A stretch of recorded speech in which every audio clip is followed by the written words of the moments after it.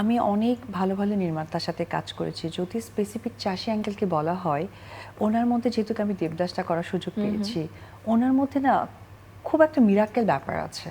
মানে একটা অভিনয়কে কিভাবে বের করতে হয় বা একটা অভিনয়কে কিভাবে সৃষ্টি করতে হয়, কারণ অভিনয়ের তো আসলে আমার মনে হয় যে প্রত্যেকটা মুহূর্তে না সৃষ্টি হয়, যে এটা অন্যরকম, এটা অন্যরকম। আমরা হয়তো বা কথা বলছি, এটাও একটা অভিনয়, কিন্তু এইখান থেকে উনি না একটা অন্যরকম একটা সৃষ্টি করে। তো এই বিষয়টা আমার কাছে একদমই অন্যরকম লাগতো। আর সব থেকে যে বিষয়টা আমার লাগতো, আমি তো একটু টেনশন ছিলাম, কারণ সেই মুহূর্তে আমার খুব প্রিয় শাহরুখ খান, সঞ্জয় লীলা বানসালির দেবদাস হয়ে গেছে।